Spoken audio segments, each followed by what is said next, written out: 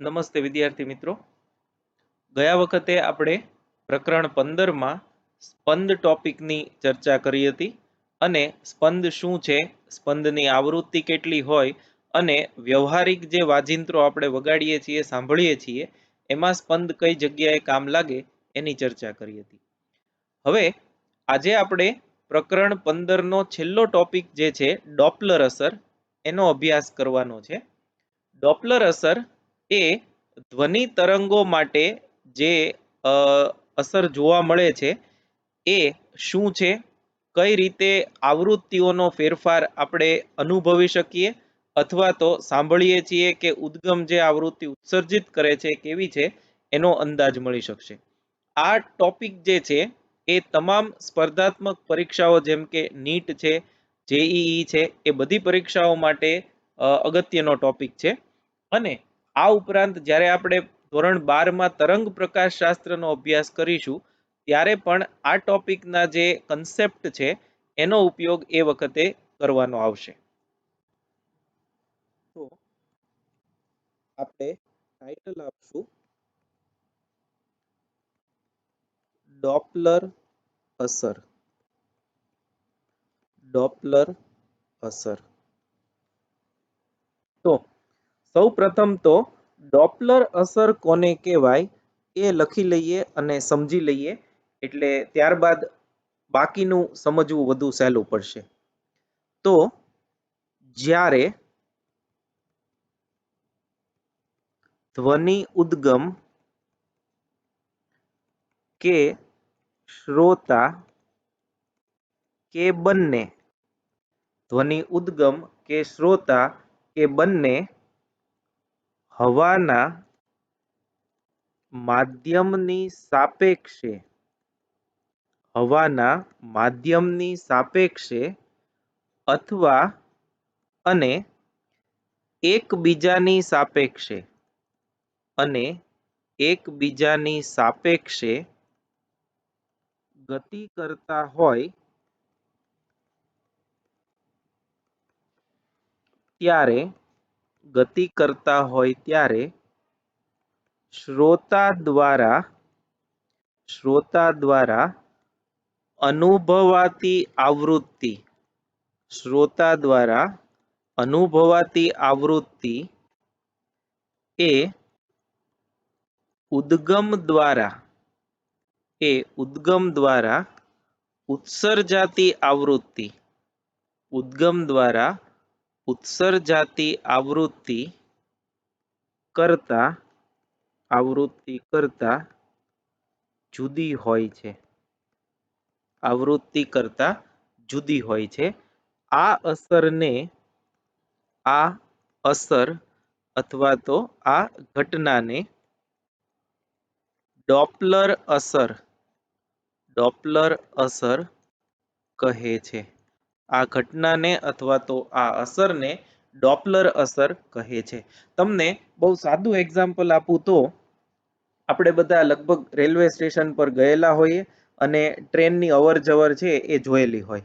તો ધારો કે આપણે કોઈ એક રેલવે સ્ટેશનના પ્લેટફોર્મ પર ઊભા છીએ કે બેઠા છીએ, તો જ્યારે ટ્રેન વિસલ મારતી આપણી નજીક આવે ત્યારે જો તમે ટ્રેન જે જગ્યાએ છે ત્યાં હોત ત્યારે તમને જે ધ્વનિની તીવ્રતા સંભળાય અને સ્ટેશન પર અડધો કિલોમીટર દૂર હોય ત્યારની તમે તીવ્રતા જુઓ તો એ તીવ્રતા જુદી જુદી હોય છે. જ્યારે ટ્રેન દૂર હોય ત્યારે આપણને ધ્વનિની આવૃત્તિ અથવા તો તીવ્રતા છે ઓછી સંભળાય. જેમ જેમ ટ્રેન નજીક આવતી જાય એટલે તમારી અને ટ્રેન વચ્ચેનું સાપેક્ષ અંતર જે છે એ ઘટતું જાય. એમ તમને ધ્વનિની તીવ્રતા વધુ સંભળાવા માંડે અને એક્ઝેક્ટ ત્યારે તમારી સામે આવીને ઊભી રહે ત્યારે જેટલી આવૃત્તિનો ધ્વનિ ઉત્સર્જન પામે એ જ આવૃત્તિનો ધ્વનિ તમે સાંભળો છો. પણ જો ટ્રેન ગતિમાં હોય અને તમે સ્થિર હો, તમે ગતિમાં હો અને ટ્રેન સ્થિર હોય, કે બંને ગતિ કરતા હોય, બંને એકબીજાથી દૂર જતા હોય, એકબીજાથી નજીક આવતા હોય, બંને સ્થિર હોય, બંને ગતિમાં હોય, એ ઘણા બધા કિસ્સાઓ શક્ય છે. તો જ્યારે ધ્વનિનો ઉદ્ગમ કે શ્રોતા કે બંને હવાના માધ્યમની સાપેક્ષે અને એકબીજાની સાપેક્ષે ગતિ કરતા હોય ત્યારે શ્રોતા જે આવૃત્તિ અનુભવે છે એ ઉદ્ગમ જે આવૃત્તિ ઉત્સર્જે છે એના કરતા કંઈક જુદી હોય. તો આ અસર જે છે સૌ પહેલા ક્રિશ્ચિયન ડોપલર નામના વૈજ્ઞાનિકે શોધી હતી, એટલે એને આપણે ડોપલર અસર એવું નામ આપ્યું છે.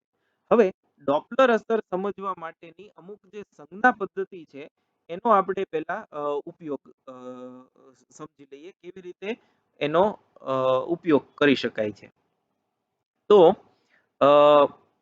ડોપલર અસરમાં ડોપલર અસરના અભ્યાસમાં ડોપલર અસરના અભ્યાસમાં વપરાતી સંજ્ઞા પદ્ધતિ એનો આપણે પહેલા અભ્યાસ કરી લઈએ. તો એમાં પહેલો મુદ્દો હવાની સાપેક્ષે ધ્વનિ ઉદ્ગમનો વેગ એને આપણે લેશું વીએસ. એસ ફોર સોર્સ એટલે ઉદ્ગમ. બીજું, હવાની સાપેક્ષે શ્રોતાનો વેગ, તો એ છે વીએલ. એલ ફોર લિસનર એટલે શ્રોતા, સાંભળનાર, એના ઉપરથી આપણે એને વીએલ કહેશું. અને ધ્વનિનો વેગ અથવા તો ધ્વનિની ઝડપ એને આપણે ખાલી વી કહેશું. ખાલી વી લખેલું હોય એટલે સમજવાનું કે ધ્વનિની ઝડપ છે. હવે દિશા માટે તો એના માટે શ્રોતાથી, આ ખાસ યાદ રાખજો, શ્રોતાથી ઉદ્ગમ તરફની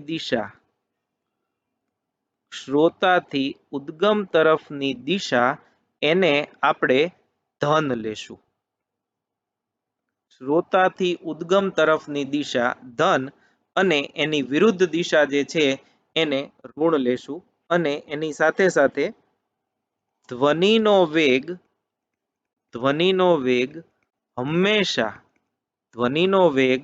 હંમેશા ધન લઈશું. તો આ એની સંજ્ઞા પદ્ધતિ અને દિશા લેવા માટેની સિસ્ટમ છે. તો હવાની સાપેક્ષે ઉદ્ગમનો વેગ એ સહેલું છે. ઉદ્ગમને આપણે સોર્સ કહીએ છીએ એટલે એનો વેગ વીએસ થાય. શ્રોતાને આપણે લિસનર કહીએ છીએ એટલે એનો વેગ વીએલ થાય.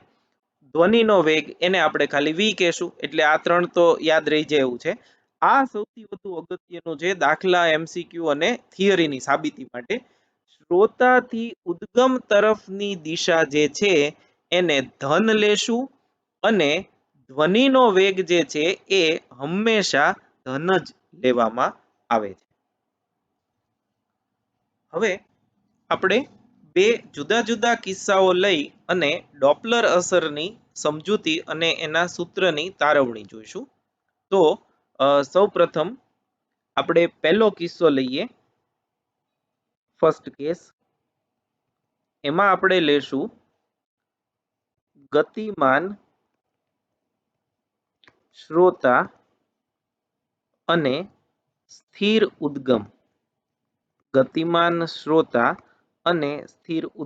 પછી આપણે બંને ગતિમાં હોય એવો કિસ્સો લઈ અને પછી બંનેના પરથી સમીકરણ મેળવશું. તો હવે જુઓ, આ ધારો કે શ્રોતા છે, એને આપણે લિસનર પરથી એલ કહેશું. અને આ ધારો કે ઉદ્ગમ છે, આ જે છે એ ઉદ્ગમ છે જેને આપણે સોર્સ એસ કહેશું. હવે એમાંથી ધ્વનિ તરંગો જે છે એનું ઉત્સર્જન થાય છે અને એ બધી બાજુની દિશામાં એ તરંગો છે એ પ્રસરણ પામે છે. અત્યારે આપણે શ્રોતાની ઝડપ આ બાજુ લેશું, એને વીએલ કહેશું, અને ઉદ્ગમની ઝડપ વીએસ ને 0 લેશું. એટલે શ્રોતા છે એ ઉદ્ગમ તરફ ગતિ કરે છે, પણ ઉદ્ગમ જે છે એ પોતે સ્થિર છે. સ્થિર રહીને પોતે ખાલી ઉત્સર્જન જ તરંગોનું કરે છે. આ જે ધ્વનિ તરંગો આમ પ્રસરે છે એની ઝડપ આપણને ખબર છે v જેટલી છે. ધ્વનિ તરંગો આમ પ્રસરે કે પછી આમ પ્રસરે એની ઝડપ તો આપણે કેવી લેવાની? v લેવાની છે. શ્રોતાથી ઉદ્ગમની દિશા જો ઉપર, શ્રોતાથી ઉદ્ગમ તરફની દિશા ધન લેવાની, એટલે આ તરફની દિશા જે છે એ ધન થાય એટલે vl ધન છે. શ્રોતા જે છે એ ઉદ્ગમ તરફ જાય છે એટલે આપણે એને ધન લેશું. તો જુઓ આમાં આપણે નાનકડું એવું ડેરિવેશન છે પણ અગત્યનું અને સરસ છે. ધારો કે શ્રોતા વીએલ વેગથી સ્થિર ઉદ્ગમ તરફ ગતિ કરે છે. સ્થિર ઉદ્ગમ તરફ ગતિ કરે છે. જો ધ્વનિ ઉદ્ગમે ઉત્સર્જેલ તરંગની આવૃત્તિ fs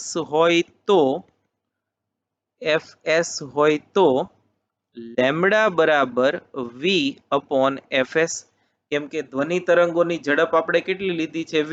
આવૃત્તિ તો v બરાબર f લેમ્બડા પરથી લેમ્બડા કેટલું થશે? v અપોન fs, જ્યાં v એ ધ્વનિ તરંગોનો વેગ છે. હવે આ તરંગો જે શ્રોતા તરફ ગતિ કરે છે એટલે આ તરંગો કે જે શ્રોતા તરફ ગતિ કરે છે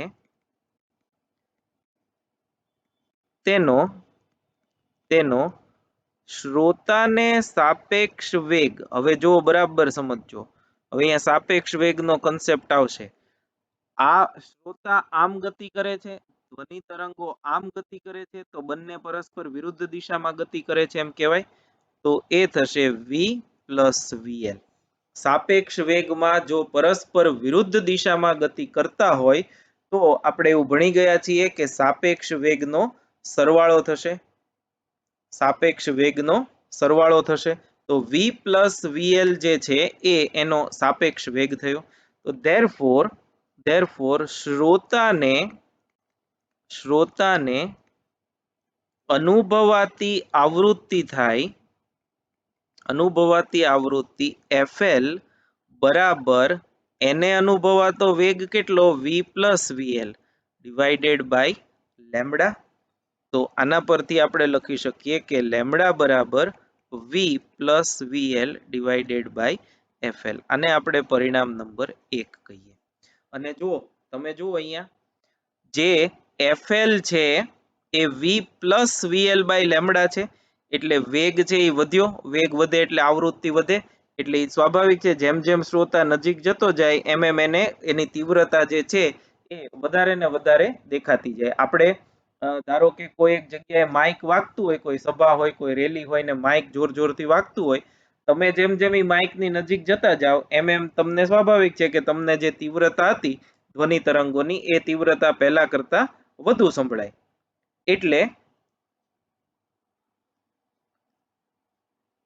એટલે આ બહુ સ્વાભાવિક જોવા મળતી ઘટના ને એને અનુરૂપ સમીકરણ છે. તો આ એક સાવ સાદો અને સિમ્પલ કેસ છે તમને ડોપલર અસર સમજાવવા માટે કે ડોપલર અસરમાં આવૃત્તિનો કેવો ચેન્જ સાપેક્ષ વેગના લીધે થઈ શકે છે. તો હવે એના પછીનો બીજો કિસ્સો જોઈએ. એમાં ગતિમાન ઉદ્ગમ, બંને ગતિમાં રાખીએ, ગતિમાન ઉદ્ગમ અને ગતિમાન શ્રોતા, આ મોસ્ટ જનરલ કેસ છે કે જેમાં બંને ગતિ કરતા હોય. ગતિમાન ઉદ્ગમ છે અને ગતિમાન શ્રોતા પણ છે. તો આપણે આકૃતિ દોરી લઈએ. આ શ્રોતા છે. શ્રોતાને આપણે હંમેશા ડાબી બાજુ એટલે રાખશું કેમ કે ડાબેથી જમણી બાજુને ધન લઈ શકાય એટલા માટે. એટલે આ શ્રોતા છે, એને આપણે L કહેશું. એની ઝડપ જે છે એ vl થઈ ગઈ. અહીં ઉદ્ગમ છે, એને આપણે અત્યારે એસ કહીએ, એનું સ્થાન જે છે એ ઓ કહી દઈએ, અને એ જમણી બાજુ વીએસ ઝડપથી ગતિ કરે છે. એ પણ જમણી બાજુ જ ગતિ કરે છે, એટલે બધું ધન જ આવે, ઋણ લેવાની કોઈ ચિંતા નહીં. અમુક સમય પછી ધારો કે એ ઓ થી ઓ પ્રાઇમ પાસે પહોંચે છે.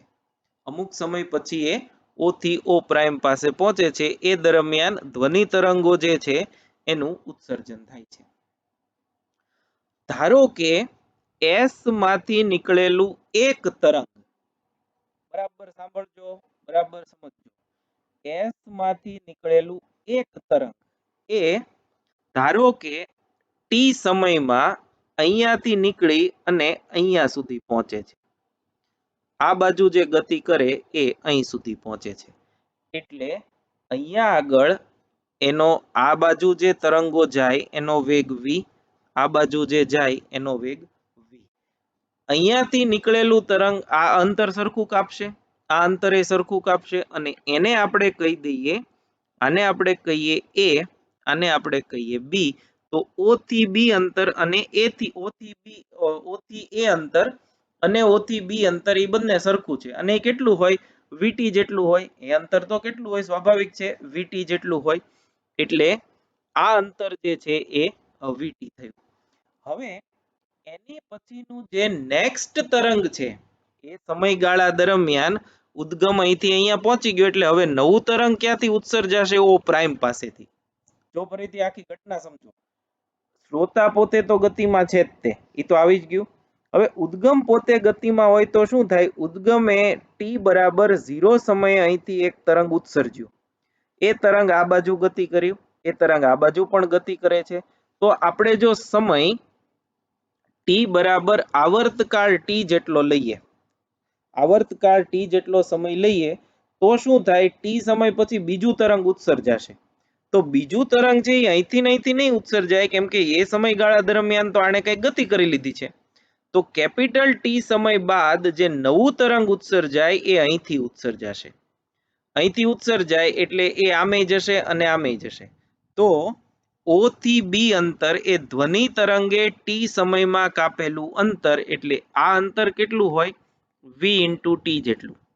અને આ અંતર પણ કેટલું હોય? v ઇન્ટુ ટી જેટલું, ટી સમયમાં. પણ ઓ પ્રાઇમ અંતર જે છે, આટલું અંતર, આ એ તો ઉદ્ગમનો વેગ છે, સમય તો ટી જ છે. તો આ અંતર જે છે એ થશે vs ઇન્ટુ ટી જેટલું. અંતર બરાબર વેગ ગુણ્યા સમય. બહુ સ્ટાન્ડર્ડ અને પ્રચલિત સૂત્ર છે. એટલે vt એ ઝડપ થાય, એટલે આ જે લાલ કલરે મેં vt લખેલું છે એ ધ્વનિ તરંગોએ કાપેલું અંતર કેટલા સમયમાં? આવર્તકાળ જેટલા સમયમાં. અને ઉદ્ગમે કાપેલું અંતર કેટલું? vs into capital T. કેટલા સમયમાં? એક આવર્તકાળ જેટલા સમયમાં. તો હવે જે નેક્સ્ટ તરંગ ઉત્સર્જાવાનું છે એ ઓ પ્રાઇમ પાસેથી ઉત્સર્જાવાનું છે. નેક્સ્ટ તરંગ જે ઉત્સર્જાવાનું છે એ ઓ પ્રાઇમ પાસેથી ઉત્સર્જાવાનું છે. તો હવે એ તરંગ જે ઓ પ્રાઇમ પાસેથી ઉત્સર્જાય એ ની તરંગ લંબાઈ આ બાજુ જે જતું હોય એના માટે લેમ્બડા થશે, અને આ બાજુ જે જતું હોય એના માટે લેમ્બડા પ્રાઇમ થશે.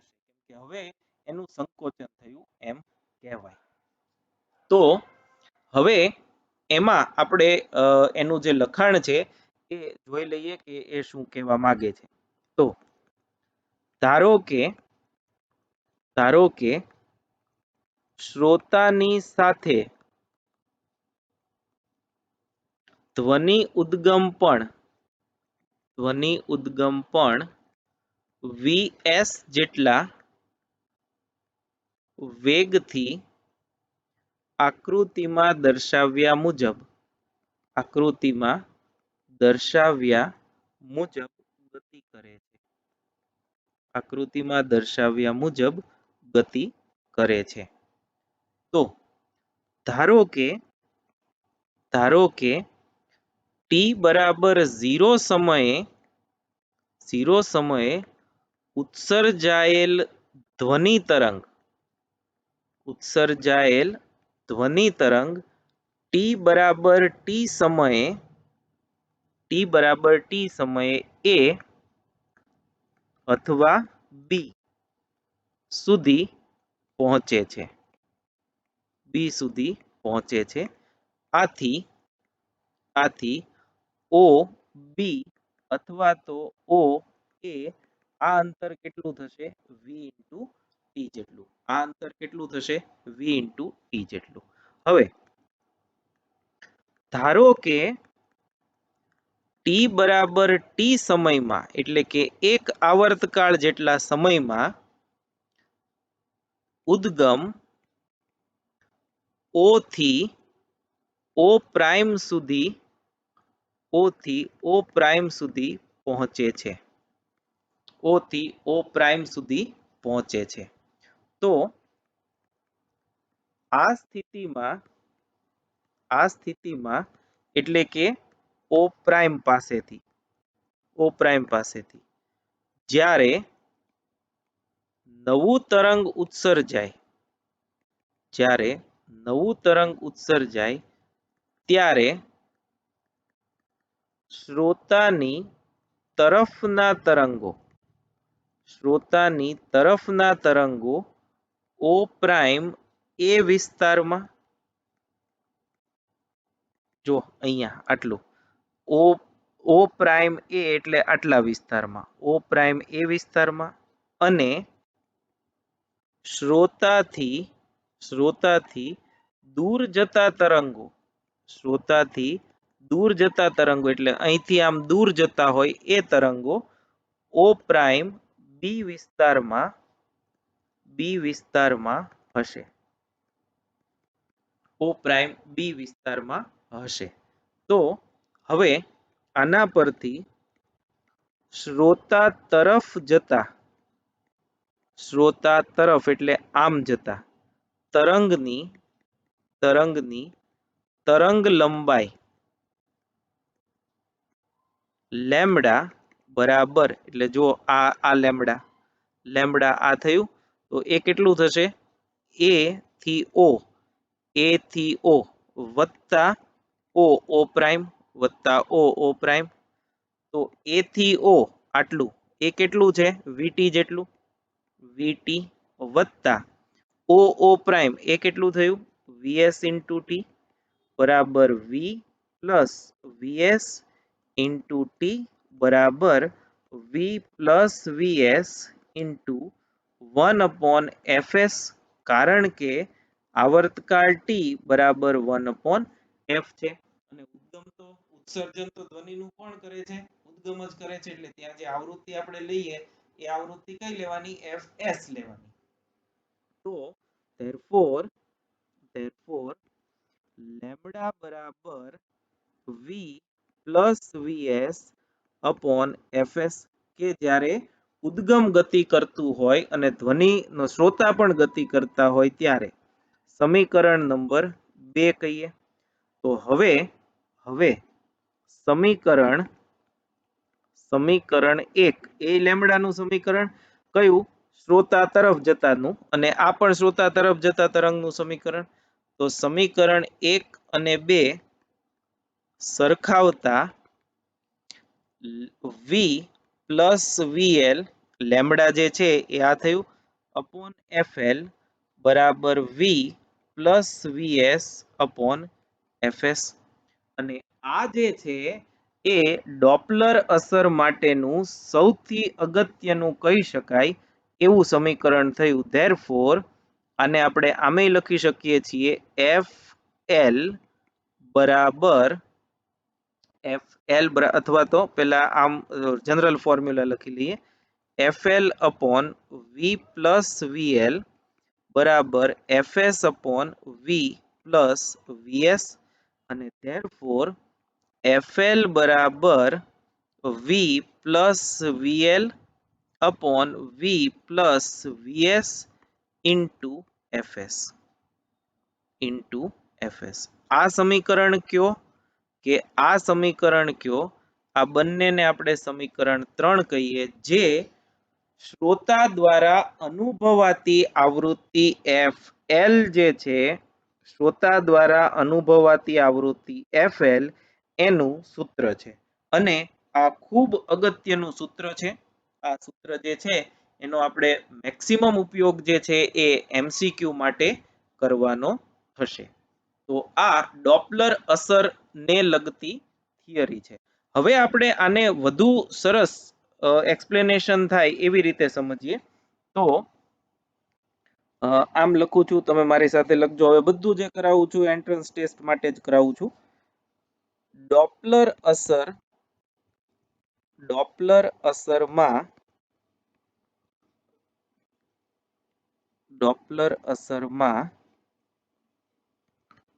શ્રોતા દ્વારા અનુભવાતી આવૃત્તિ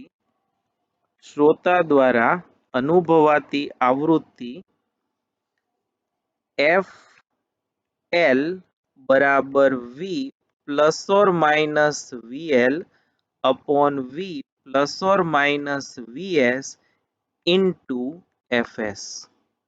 આ ડોપલર અસરનું વ્યાપક સૂત્ર છે, જેને આપણે સમીકરણ નંબર 4 ધારો કે કહી દઈએ છીએ.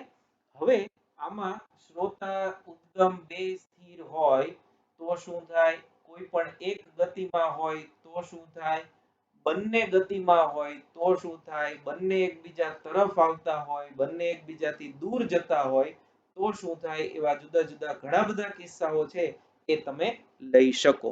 તો એમાંના અમુક કિસ્સાઓ જે છે એની આપણે ચર્ચા કરીએ. ધારો કે પહેલો કિસ્સો આપણે લઈએ કે શ્રોતા સ્થિર હોય અને ઉદ્ગમ શ્રોતા તરફ ગતિ કરતું હોય તો આવા કિસ્સામાં તો જુઓ, હવે આકૃતિ પાછી આપણે દોરીએ. આ શ્રોતા છે L, આ ઉદ્ગમ છે S. તો શ્રોતા સ્થિર એટલે VL બરાબર 0. ઉદ્ગમ ગતિમાં છે, એનો વેગ VS, શ્રોતા તરફ એટલે આમ ગતિ કરે છે એમ કહેવાય. હવે આપણને ખબર છે શ્રોતાથી ઉદ્ગમની દિશા ધન છે, આ બરાબર યાદ રાખજો. તો આ કિસ્સામાં જુઓ VL કેટલું લેવાનું, આ સમીકરણમાં 0 લેવાનું. એટલે ઉપર તો જાણે V આવી ગયું, નીચે શું થશે, V તો ધન જ છે, VS એ જુઓ આમ થયો. તો ધન દિશા શ્રોતાથી ઉદ્ગમની છે, તો આ વેગ કેવો થયો, ઋણ. તો આ કિસ્સામાં FL જે છે એ થશે V, કેમ કે આ 0 થઈ ગયું, divided by V minus VS into FS. આ શ્રોતા દ્વારા અનુભવાતી આવૃત્તિનું સૂત્ર આ કિસ્સા માટે. હવે એમાં ને એમાં બીજું લઈએ, શ્રોતા સ્થિર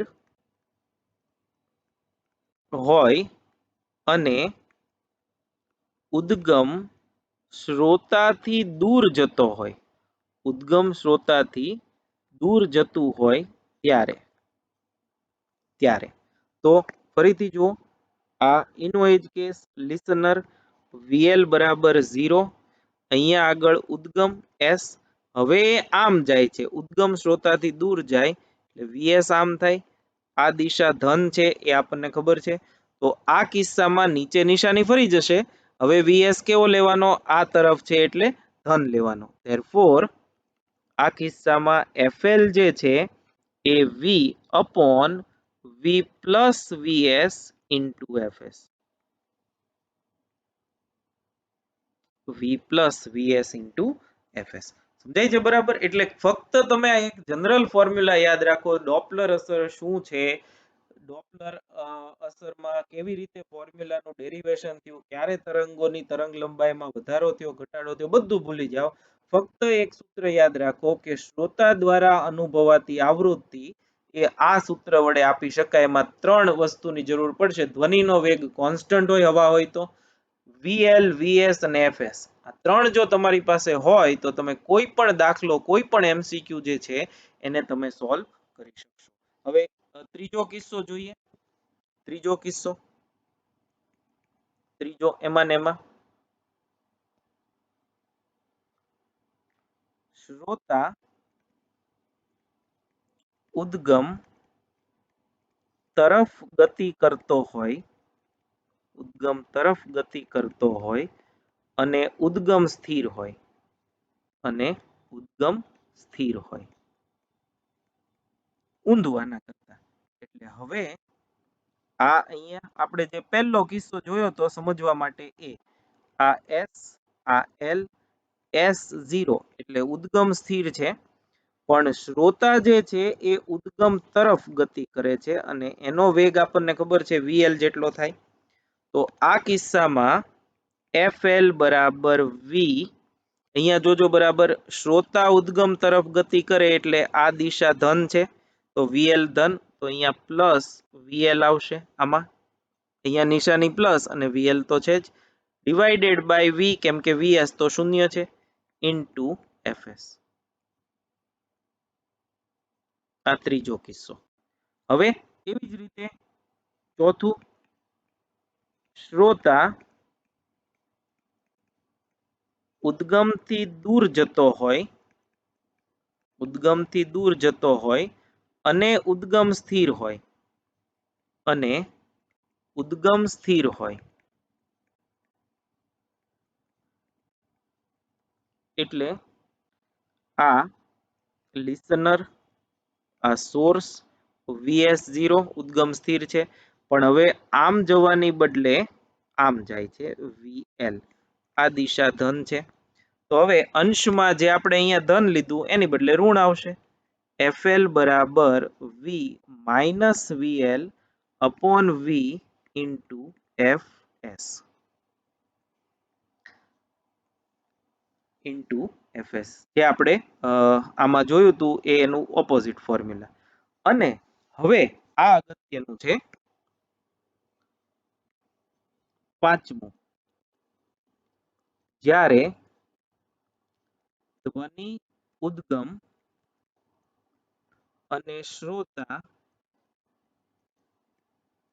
બંને એકબીજાથી દૂર જતા હોય ત્યારે, બે ગતિમાં છે અને બે ગતિ કરે છે, પણ એવી રીતે ગતિ કરે છે કે બંને એકબીજાથી દૂર જતા હોય. એટલે જો આ જે છે એ લિસનર L, સોર્સ S, આ જે છે એ આમ ગતિ કરે, આ જે છે એ આમ ગતિ કરે, એટલે VL આમ થયું, VS આમ થયું, એટલે એમ કહેવાય કે બંને એકબીજા તરફ ગતિ કરે છે, બંને એકબીજા તરફ ગતિ કરે છે. તો આવા કિસ્સામાં તમે જુઓ, આપણી જે ટર્મિનોલોજી છે એમ જ તે આ દિશાને ધન લેવાની, એટલે VS ધન થશે, VL ઋણ થશે. એટલે હવે આપણું આ સમીકરણ ફરીથી જુઓ તો એમાં FS બરાબર V, VL કેવું આવશે ઋણ, કેમ કે VL આમ છે, V minus VL upon V, આ તો ધન જ છે, V plus VS into FS. આ એ કિસ્સા માટેનું તરંગ સમીકરણ થયું. અને છેલ્લો કિસ્સો છઠ્ઠો, જ્યારે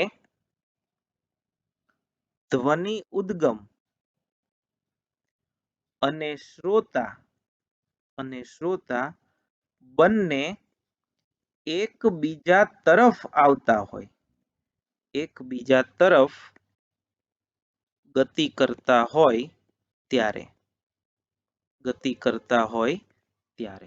તો એ વખતે જુઓ આના કરતા ઊંધી આકૃતિ, આ L છે, આ S છે, આ ઉદ્ગમ તરફ જાય છે VL અને આ શ્રોતા તરફ જાય છે VS. તો આપણી ધન દિશા આમ છે, તો VL ધન આવશે અને VS ઋણ આવશે. તો એ કિસ્સામાં શ્રોતા દ્વારા અનુભવાતી આવૃત્તિ FL આવશે, સોરી અહીંયા FL બરાબર V પ્લસ VL ધન છે, divided by V minus VS into FS. આ ડોપલર અસર જે છે એના તમામે તમામ કિસ્સાઓની જે આપણે ચર્ચા કરવી જરૂરી હતી એ બધા કિસ્સા આવી ગયા. એટલે તમે આમ આ 6 કિસ્સા સિવાયના કોઈ શક્યતા છે નહીં.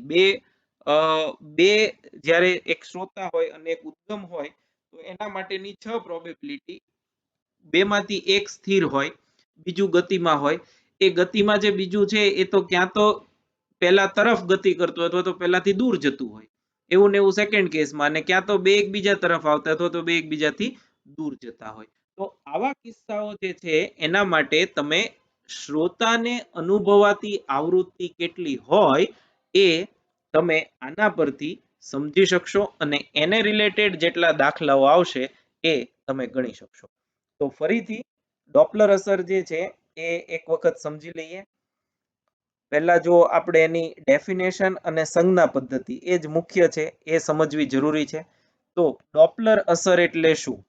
તો કે જ્યારે ધ્વનિ ઉદ્ગમ કે શ્રોતા કે બંને હવાના માધ્યમની સાપેક્ષે અને એકબીજાની સાપેક્ષે ગતિ કરતા હોય ત્યારે શ્રોતા દ્વારા અનુભવાતી આવૃત્તિ ઉદ્ગમ દ્વારા ઉત્સર્જાતી આવૃત્તિ કરતા જુદી હોય છે.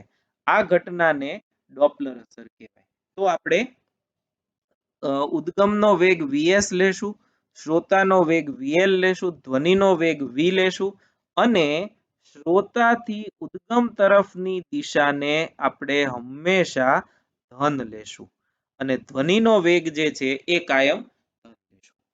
તો આપણે સૂત્ર તારવવા માટે બે જુદા જુદા કિસ્સાઓની ચર્ચા કરી. એક શ્રોતા ગતિમાં હોય, ઉદ્ગમ સ્થિર હોય, અને બંને ગતિમાં હોય ત્યારે.